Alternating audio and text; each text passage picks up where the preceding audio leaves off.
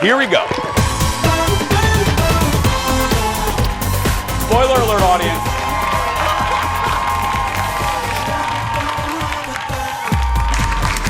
And good morning, everyone, for what can only be described as a very unusual Thursday, August 27th, 2020. Welcome to the show. I'm Jace. Please welcome my sidekick sister from another mister, the lovely and talented Kendall. Good morning, Kendall. Good morning. Good morning, everyone at home. Yes. There's our executive producer, Jeff, is off today. So that means no fake applause today, or very little fake applause. Very little. Very little. Tyler's feeling really handsy and just wants to... Tyler's very busy. He's doing... Thank you, Tyler. Tyler's doing many things. Jeff is taking the day off. He's in a ceramics class. He's trying to become a master of ceramics. Yeah. So he's making little ceramic frogs and stuff for lawns. Oh, so yeah. That's wonderful. The ceramics is Jeff's side hustle. Yeah. I believe it. Well, thanks for being here. It would be ridiculous if we didn't acknowledge, even on a goofy show like this, that today is a little odd, is a little tough, is a little kind of gut-wrenching for a whole bunch of reasons. Obviously, this what happened in downtown Minneapolis. And also, I felt like there were 5 stories going on all at once last night. And one of them admittedly hit really close to home for me, and I'm talking about Hurricane Laura.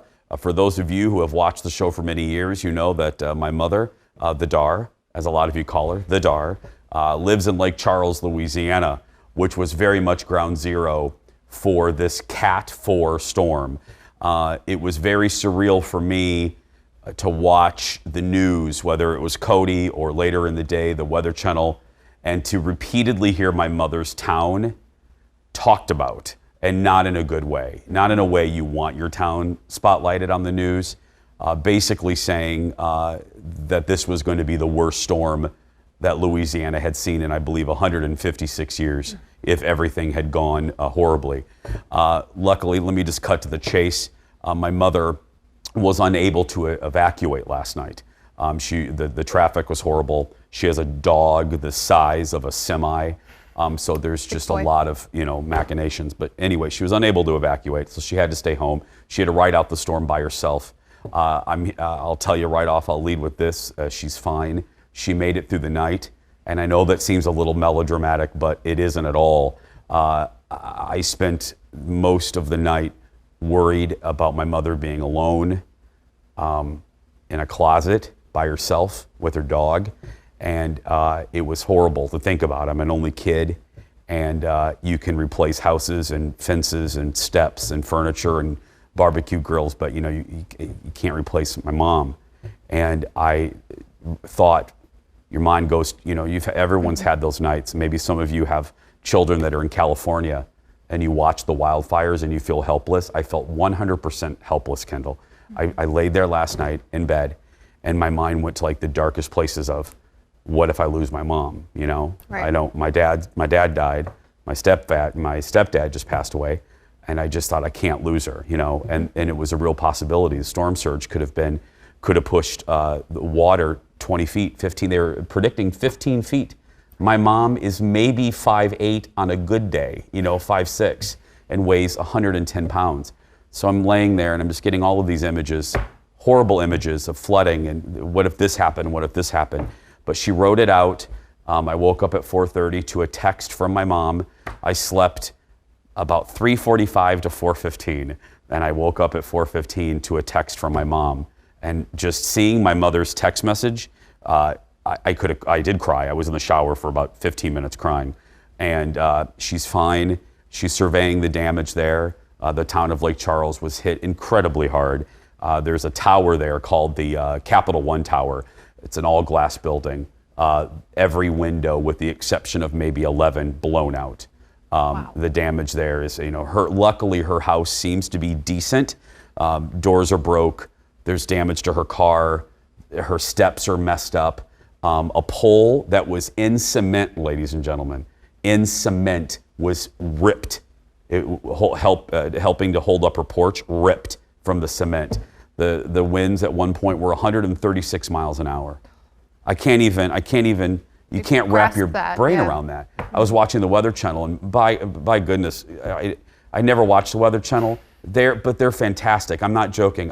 They gave me comfort, but also scared me, because when you hear the term unsurvivable storm surge, and I kept hearing that last night. And then the governor of Louisiana said, if you're not going to evacuate, write your social security in marker on your hand and put your next of kin on a piece of paper in a Ziploc bag in your pocket.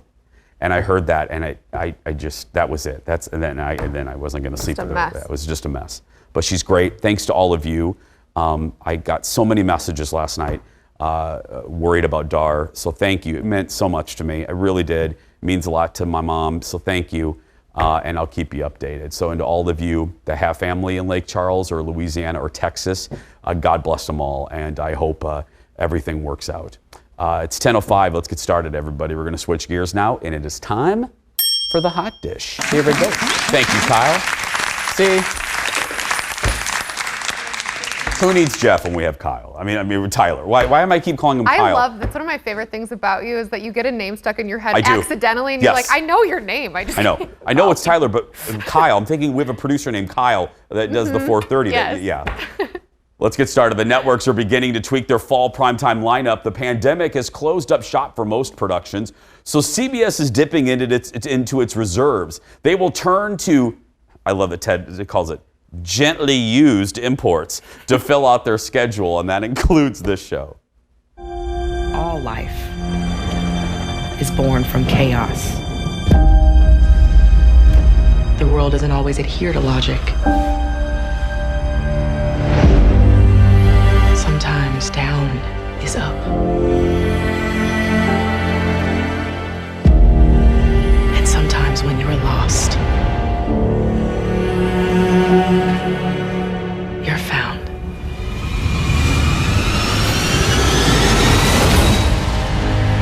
The Klingon Empire has been in disarray for generations.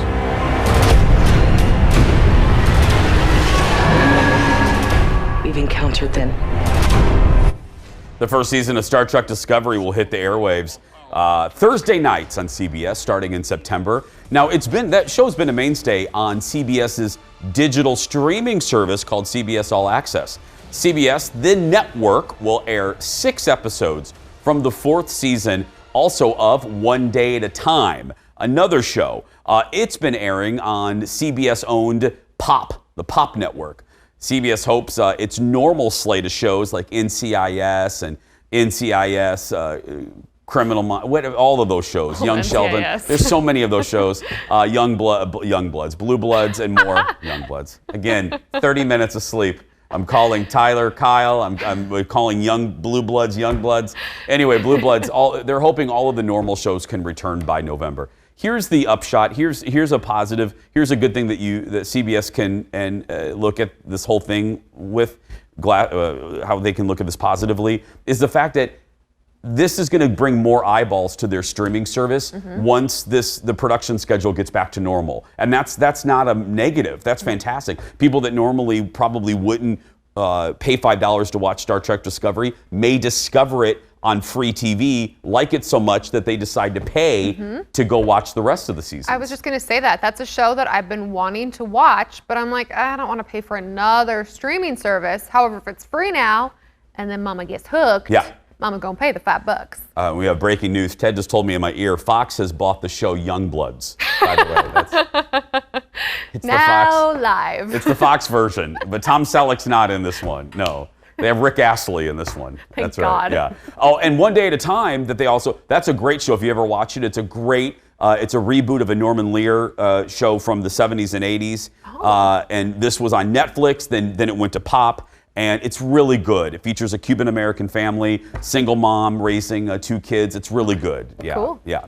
Next in the dish, Netflix, speaking of them, wants to capitalize on its recent success with non-scripted originals. The streamer had a lot of success with the show Love is Blind. Remember, we talked about that during the pandemic. And Too Hot to Handle. Well, they want to add to their portfolio. They're reportedly looking to do a large-scale talent competition and a big-ticket game show. No word yet what these shows would look like or what their timeline is. Here's my question. Just like singing shows. Do we really, is America crying out for another talent competition show? Don't we already have enough? Don't we already have too many? I mean, half of the singing shows, half of the dance shows are dwindling out to nothing because there's so many of them. There's so many of them. And let's just say this too, we're running out of talented people. They all stink now. There's only, I mean, let's be clear. I'm not telling you anything you don't know. Right. There are only so many talented people. It's a very small pool. So, and we talked about this before we came on air, is that, you know, you like game shows because they're nightly or weekly or talent shows and you kind of lead up to it and you get excited. Why would you binge it? Like, how are you going to binge a game show? Well, and if Netflix is going to do a talent competition, let me give you some free advice. Netflix, I'm not even going to charge you for this. Free. It's free. It's free from your old buddy Jason. Do what you did with Unsolved Mysteries. Unsolved Mysteries was a library title, as they call them. Yep. It was a intellectual property that Netflix made cool again. You know what you want to make cool again? Star Search. If you're going to do a talent competition, bring back Star Search. That was, I mean, that was that's how Rosie O'Donnell was discovered. Isn't that how they found all the Mickey Mouse kids? Star Search? No, that was the Mickey Mouse Club. That's where we found Christina Aguilera, Justin Timberlake. I thought they were all and together. Britney Spears. No, that we found them through the Mickey Mouse Club. Okay. But we found a lot of talent on Star Search, hosted by Ed McMahon. So Ed was a very busy man. He was with Johnny. Yeah. He handed out large checks to people for Publishers Clearinghouse. I forgot about that. And then in his spare time, he hosted the Star Search. In his spare time. In his spare time. Still ahead, everybody, we're talking about age gaps in some of Hollywood's most famous couples. And some of these couples, you may not realize they have an age gap. Plus, she's a Jason Show regular who just won a baking show on the Food Network. We'll talk with Katie Gerdes from the Angel Food Bakery. We love it. We love Katie. And then, reality TV is in the bubble, but does it make for good TV? Producer Ted is reviewing the new season of Love Island. Stay right there, everybody. We're going to take a break. We'll be back after these messages.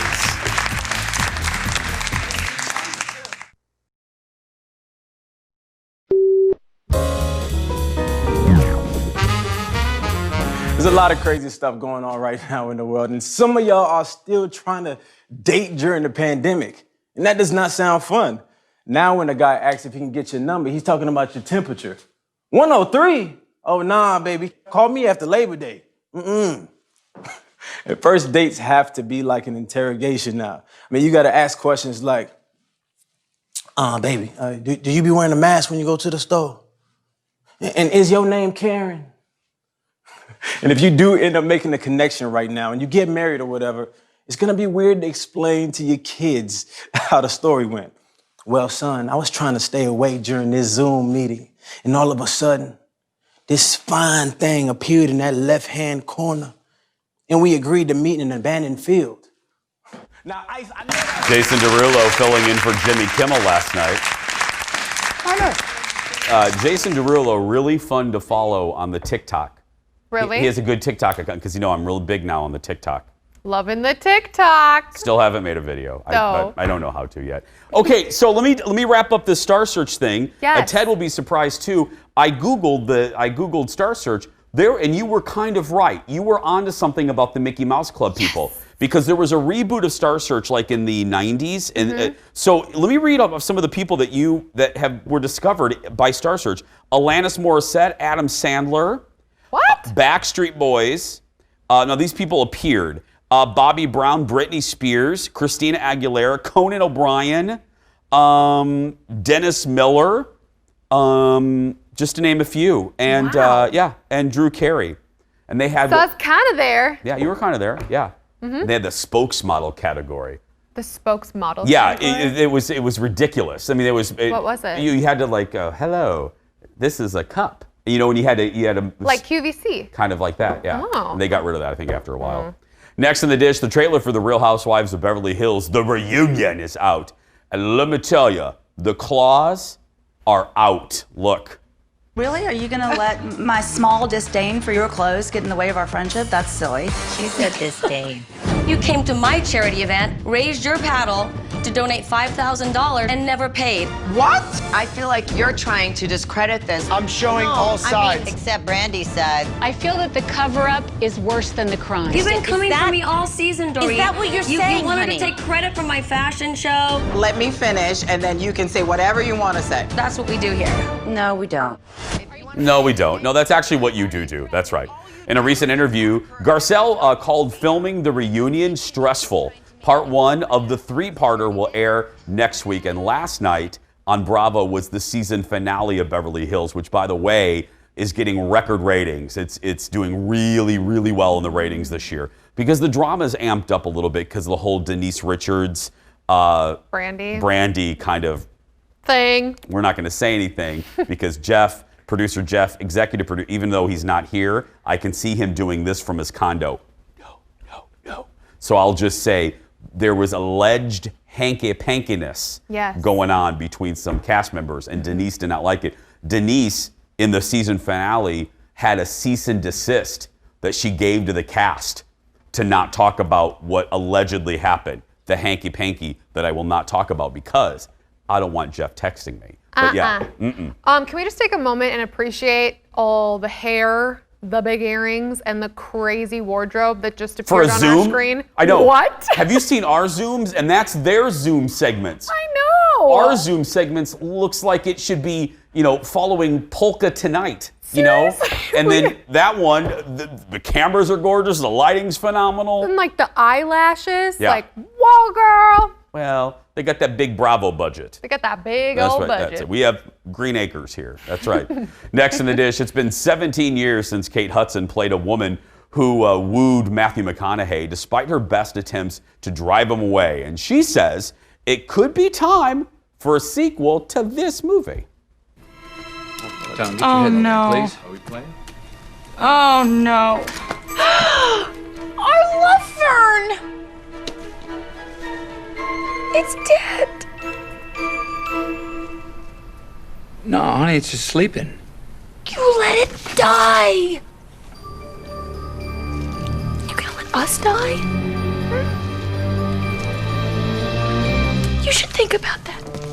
Kendall's favorite scene here. Of course, this is How to Lose a Guy in 10 Days, where Kate plays a columnist who tries to get Matthew's character to break up with her, but they end up actually falling in love with each other. In a recent interview with Elle, Kate was asked how Andy and Ben would be doing these days, especially during the quarantine. And she says she actually thinks about it a lot and says they would probably be married with kids and very miserable. And now this is going to be one of those flip the thing. I have never seen that movie. Oh my Lanta. Yeah, and I love rom-coms, but I've never seen that. Oh, Jason, we have to. Okay, I'll watch it. I told you this. It's one of my top 5 all-time favorite movies. Yeah, it's in my wheelhouse. I love it. Yeah, you would love it. You would love it. And I love that scene so much, I bought a fern that's in the background in a lot of the home shows that I call my love fern. Oh. It's a joke. Sounds a but little. It's Well, funny. I think I was turned off from that movie because I think that was after I interviewed Matthew McConaughey. And they had us set up to do the interview in a fake locker room. And he was wearing like a coach's, like the short shorts, the coach short shorts from like the 70s. And I'm sitting on the bench. There's a bench in front of your lockers. Yeah. So I'm real low. And Matthew puts his leg up on the bench. And we're doing the interview like that. And I'm looking up at him like, this is the most awkward interview. And I'm just going to be honest. It smelled like he needed to maybe bathe a little bit. He looks like he would be a guy that kind of is a little stanky. Well, that was the rumor, and then I went in to do the interview, and he's very attractive, but all I could think of was, you need some Irish Spring. Oh gosh, Yeah. he's so beautiful. We have to see that movie. Okay, we'll watch it love together. That movie, and I agree. They probably be married with kids and be miserable. Yeah, we'll watch it together after the quarantine, and we can be on the same couch together. Yes. Next in the dish, who says you can't find love in a quasi-scripted reality show? One of the stars of Siesta Key on MTV says she's engaged to someone from the show. Madison Hosberg right there posted this to Instagram. with her fiance. Now, he was a producer on the show, but what really has people talking is their age difference. She's 26 and he is 46. During this latest season, she spent a lot of time defending the relationship and the age gap, eventually getting her parents' approval to move in together. We're getting ready to do another age gap story, so I will always, this is my disclaimer, I'm not going to throw rocks at this house. Nope. In this house, around this house, Nope. behind this house. Nope. I have an age difference with my spouse. It's not quite 30 years. No. But there's an age difference. Right. Well, what's interesting about this show, so I watch Siesta Key. Yes, you do. Is that right off the banger in the first season episode, it's a dramatic show, but then Madison rolls in with a producer from the first season. And so if you can imagine, when this show started 3 years ago, she was like early 20s, 22, 23. And this guy in his 40s has control over the situation. And then later on, once he leaves the show, they move in together, they date, they get engaged. And so it just blew up. And now that they're engaged, people are like, oh, I guess you really did love each other. Yeah. My feeling is there is such a deficiency, and I'm getting ready to say something very hallmarky. Oh, I'm ready. But in my opinion, we are in such a deficiency of any type of love that if they love each other and they're happy, why do I care? I don't care what you do. If you're happy, you're happy. I don't care if you're 80 and you're 30, Leo. DiCaprio, not director Leo. I'm just saying Leonardo DiCaprio. But love is love. To be I don't care. confused with love director is love. Leo. I don't want you judging me, and I won't be judging you on that. Well, speaking of which, now, why do we care about a random couple from Siesta Key? Well, this is why. BuzzFeed recently came out with a list I was loving. It kind of surprised me, and I do this for a living. Famous couples with large age gaps, and some of them were surprising. I was like, oh, I didn't realize it was that. First up, Catherine Zeta-Jones and Michael Douglas. Now, you know they're together. You know they've been together for a while, but did you know that she is 50 and Michael is 75? But age is just a number because they have beat the odds in Hollywood and they've been married for 20 years. I didn't really, I knew there was obviously an age difference because I remember when they first started dating, but I didn't realize it was 20 years. It would be like me dating a 55-year-old, which is a little, to me, I'm like, wow, that just seems a lot older than me. Yeah. But like you said, I don't care. It doesn't affect me. Yeah, love is love. Next, Sarah Paulson from American Horror Story and Holland Taylor. The actresses have been dating since 2015. Sarah is 45 and Holland is 77. If you're doing the math, they have 32 years between them. Mama looks good for 77. This couple, I love them. I follow Sarah on social media. And again, this is another example. Just two people that seem to really love each other, seem to really enjoy life together. And how can you bust on that? They're happy. They love each other. Who cares? And I love both of them individually. Holland Taylor, she cracks me up. Next up, Jeff Goldblum and dancer Emily Livingston. They've been married since 2014. Here's their difference. He is 67. Let's just take that in for a minute. And she's 37. Let's do the math. That's a 30-year age difference. This one doesn't surprise me. Jeff Goldblum, nothing he does surprises me. Am I right on that one? Totally, Yeah. 100%. I mean, nothing he does would surprise me because he's just an interesting cat. He's an interesting so young dude. at heart, too. Yeah. I mean. And finally, Billy Joel and wife Alexis Roderick, they've been married for 5 years. Here it is. He is 71. Again, let's take that in for a second. And she's 38. Let's do the math. That is, ding, ding, ding, 33 years. 33 years. Again, he's a rocker. He's a music. I mean, please. Come on. I mean, it's come on. Others on the list, speaking of music, David Foster and Catherine McPhee are 34 years apart. Harrison Ford and Callista Flockhart, Indy, and Ally McBeal are 23 years apart. George and Amal Clooney are 17 years apart. And this is the one that surprised a lot of people. They didn't realize it was this much of an age difference. Jay-Z and Beyonce. Jay-Z is 12 years older than Beyonce. I knew that because Beehive. Yeah. But I didn't know that about George and Amal. Yeah. I didn't realize she was that much younger than him. Yeah. Love is love. Love is love. And he's George Clooney. And he's George Clooney. Yeah. And I can't even, I'm 40, how old am I? I'm 46. So there's a 14-year age difference between me and the spouse. Between you and Colin? Yeah. It's not bad. Yeah, not bad. And he's actually more mature than I am. I'm really still ahead. We're doing a State Fair throwback to one of our favorite moments from last year's fair. But next, She's one of the best bakers in the Twin Cities. Yes, she is. Now the whole country knows it. Katie Gerdes from the Angel Food Bakery will join us when we come back. Back right after this, my friends.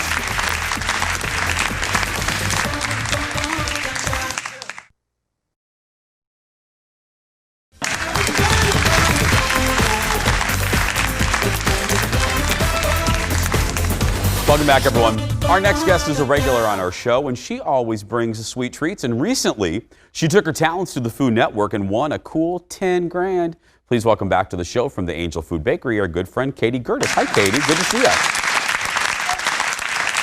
How you doing? Hi, how's the quarantine pandemic treating you? I've been working just me at the bakery, so it's been about like 12 to 15 hours every day. Oh. So I have some new gray hair. It's great. Yeah, I know.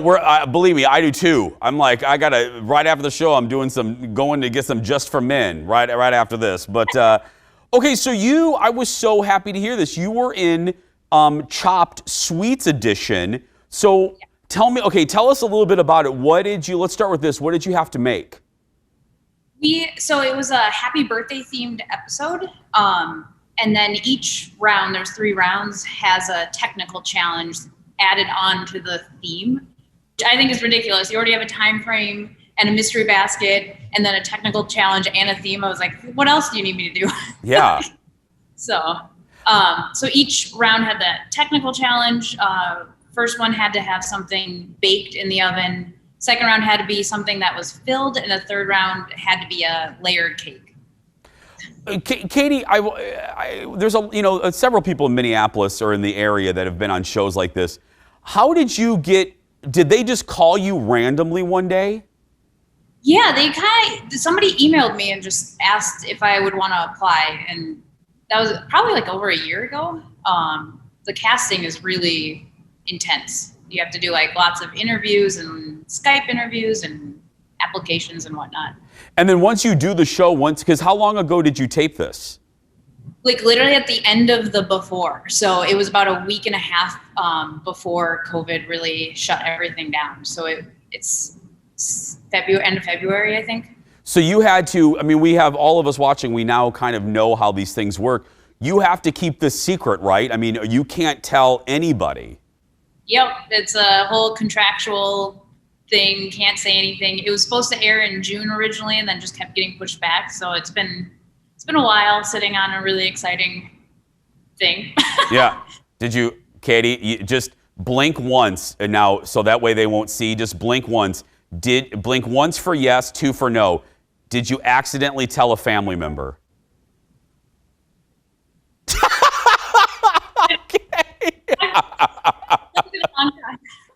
So I didn't tell anybody, but I'm really, really bad at lying.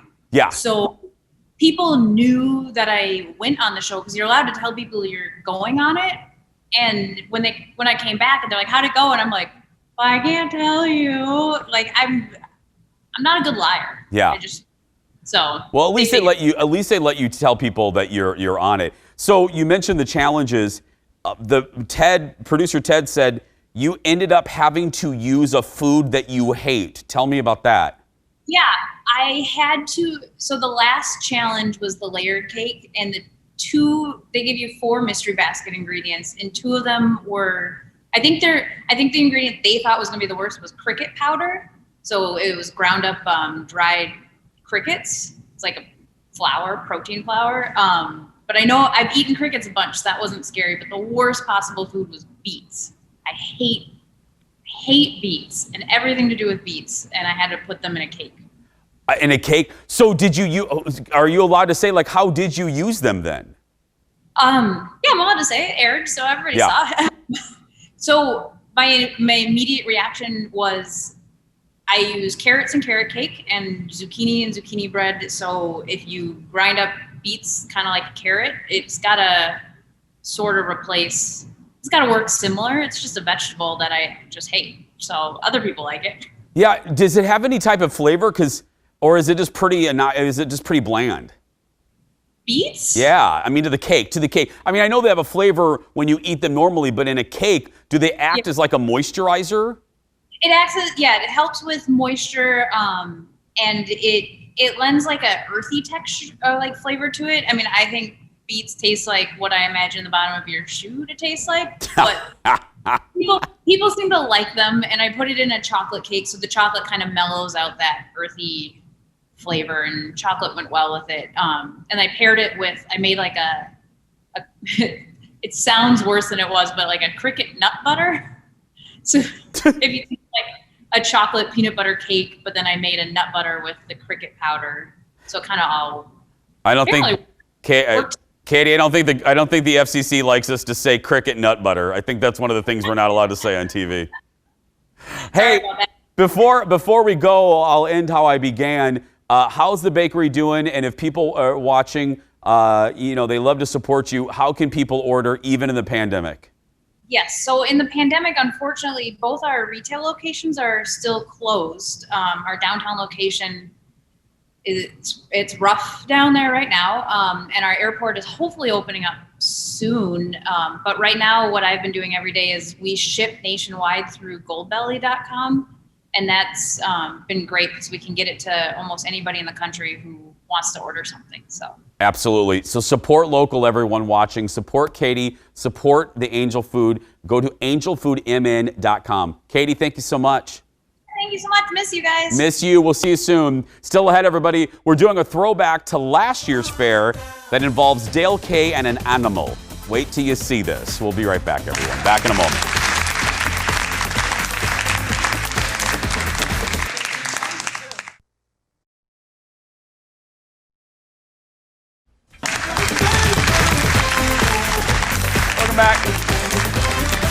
Welcome back. Well, think about this. If 2020 was a normal year, and my goodness, it really isn't. Today would be the day that I'd be biting into my first Gizmo sandwich and chasing it down with one of those delicious caramel sundaes from the Dairy Goodness building. Again, I don't know what those dairy kids put in that ice cream, but it's the best. Today was supposed to be the first day of the Minnesota State Fair until the COVID sidelined the fun. But we want to celebrate anyway by looking back at some of our favorite memories from doing shows at the fair. We're going to begin today with a moment from last year's fair when our buddy Dale K got up close and very, very personal with a llama. But when I was young, a wee little boy, I was actually spat on by a llama. So when executive producer said, Dale, would you like to do llamas? I said, oh, sure, I'll do that. But deep down inside, I'm a little bit nervous. And one other thing, Jason, have you ever heard of a llama kiss? Have you ever heard of a llama kiss? I had one in 92. Okay, I'm a virgin to llama kisses. So I'm actually going to have a llama kiss. So I'm going to be kind of somewhat excited about that. But I mentioned to you a little bit ago that I was a wee little bit nervous, and you said there's no way, Dale, that these things are going to spit on me, or these lovely creatures, I should say. How can you be so sure they're not going to spit on me? So for the most part, llamas generally spit at other llamas. I mean, I can definitely say that I have... So you're saying I look like a llama? Well, possibly. For the most part, they spit at other llamas, but you can get caught in the crossfire. So usually when there's food involved and a llama that's a higher dominance or higher up on the pecking order will actually spit at the lower level llama just to assert its dominance, be like, hey, I want this resource, usually over food. You can get caught in the crossfire. Sometimes they will spit if they do feel threatened as well. So maybe you're threatening looking. Yeah, maybe I just got that look. Nice llama. Dale, I think we should get to the llama kissing, don't you, audience? Yeah. Yeah. All right, can you explain what a llama kiss is? It's basically where, like, for me, I can just go up to him and I'll put my face up there and he knows. I kind of just give him and he'll come right up to me and he'll give me the kiss. And what do I have to do to get a kiss? Stand up, kind of like stand up to him. He looks frisky, Dale. I stand up to him and I just give the... He'll come right up to you. I'm kind of nervy. He won't spit, I promise. Oh, he's what? Hang on, that was so good. That was such a good kiss. I think I want to do it again. One more, Dale. Oh, Oh, I think we got a thing. I think. He liked that way too much. What you don't know is about 2 weeks after that, the llama and Dale got married and live in Lake Tahoe now. They have a place. They have a summer place in Tahoe. It's it's where they go to be alone. Dale just wants quiet time with his llama. Oh my God. And who doesn't want that? No, Yeah. nobody. I encountered a llama at South Fork when I went to the South Fork Ranch in Dallas a couple weeks ago. I encountered a llama at South Fork. No, I'm serious. And I was walking. They have real horses and little mini horses, and then they have llamas. And Sally from South Fork, the tour guide that's been there for 20 years, again, I love her accent. She goes, "Okay, so those are the horses, and those are the minis." And she goes, "And there's the llamas. Be careful, they spit at you." And I was like, okay. So that night, we had the walk of the ranch. So I went out after dinner and I went up to the llamas. I really wanted them to spit, but they never did. You wanted to get spit on? Okay, content. We have to fill an hour every day. We need content for the show. I need a llama spitting on me. We got to fill this hour every day, right, Ted? That's right. We'll have more fair memories tomorrow and all next week. And if you have some fun photos, maybe of Kendall and myself being goofy at the show, if you came to visit us, share them on our Jason Show Facebook page. Still ahead, producer Ted reviews the new season of Love Island when we come back, right after this. Love Island. You got to say it like that. Love Island. So, you guys are now about to couple up for the very first time. One by one, the guys are going to enter the villa, and I'm going to ask you to step forward if you're attracted to them. Say hello to James. Hello. How's it going, everybody? What's up? Hello. Hello. Please welcome Trey. It's got a lot of muscle. Look at these ladies, man. Let me introduce you to Jeremiah.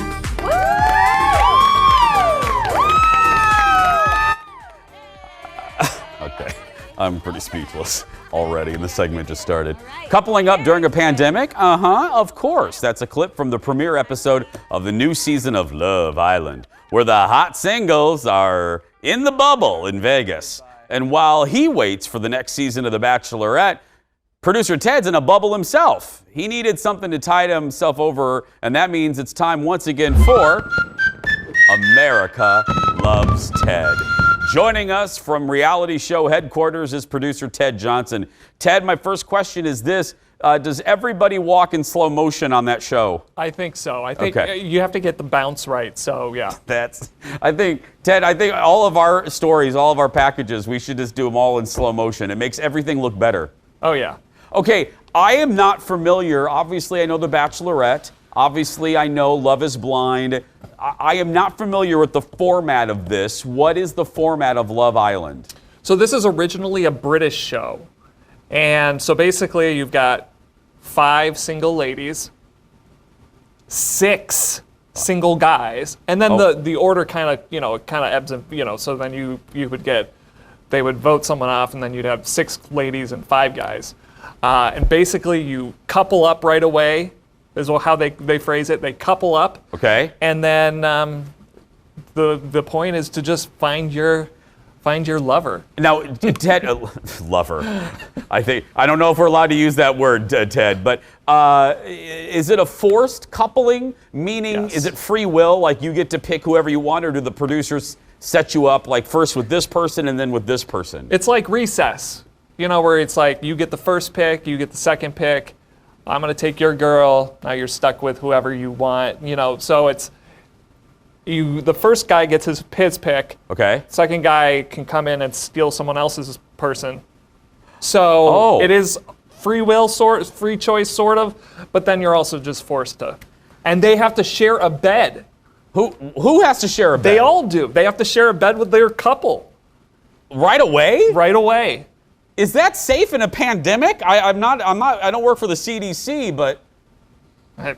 Apparently. Yeah. But they're all in one room, so what can they what? Now, there's always someone immediately, Ted. You're an expert at these shows. That's why we turn to you. There's always someone you immediately love, and there's always someone you hate. how is the cast in general, and are there those characters in this bunch? They're real. Like, I'm trying to go. I'm watching this show, and I'm like, who are the stars? And there aren't real stars. It's just how quickly can they make out with each other? That's just what I mean. There's a show. It's like who wants to make out? That's what this show is. Yeah. I mean, they're all basically the same. They all look the same. They're all jacked. I was gonna say, Ted, are there no average looking people like me? They all look like they're carved out of pure butter. And like the COVID-19 does not exist to these people, right? The extra pounds we have gained during the pandemic, these people have put on muscle. And like if I walked out there, they would have been like, Yeah. Well, muscles, do they work out? Like, what do they do? I mean, they do nothing all day. Nothing? They're on the roof of a Las Vegas hotel, and they just sit around. And they're so hot because it's August in Vegas. So they're like, oh, it's really hot out. But so the guys will, pump iron in the morning.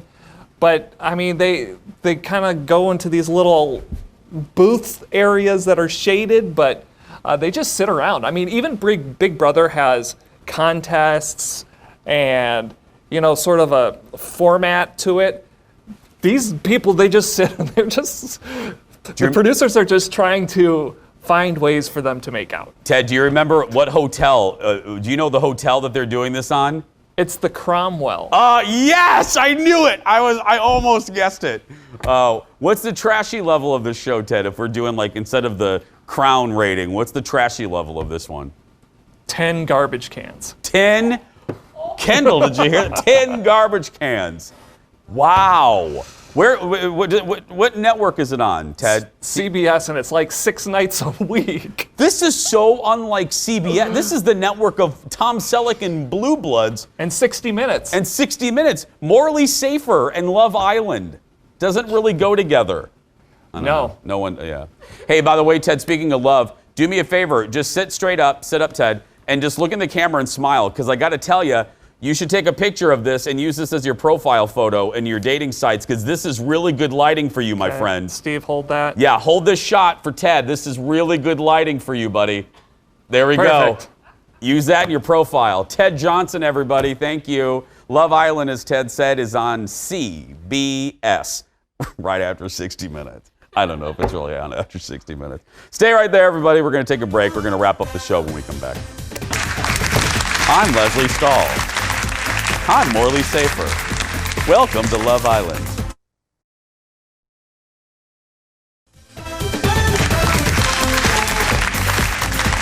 Welcome back to the show, everyone. Hey, do you have a special skill, maybe a weird talent? Maybe you can play the accordion with your feet. Maybe you won the 1982 Rubik's Cube Challenge in Arden Hills. Let us know. Connect with us on social media. You could be featured on the show. Jason Show TV on Twitter, Instagram, and Facebook. Send us a message, especially if you can play the accordion with your feet. That would be amazing. Johnny Carson would be very proud. Guys, we're going to take a break. We're going to wrap things up with Kendall and more right after this. Where do you come up with this stuff? I don't know. You don't want to know what goes on in my mind.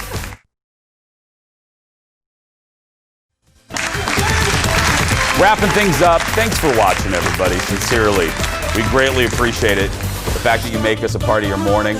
The Jason Show fan club on Facebook, they chat during the show, which I love. I check in with them sometimes. Renee, a member of our fan club, she's celebrating her 31st wedding anniversary with her husband, Rick. So, happy anniversary to Renee. 31 years, that's an accomplishment. Yeah, 5 years is an accomplishment, let's be clear. So, right. Yeah. Mm-hmm. One of the best parts of having a talk show, this was a dream of mine, and one of my favorite aspects of it is, and I'm goofy, the theme song. I love a good theme song. You know that. You guys know that about me.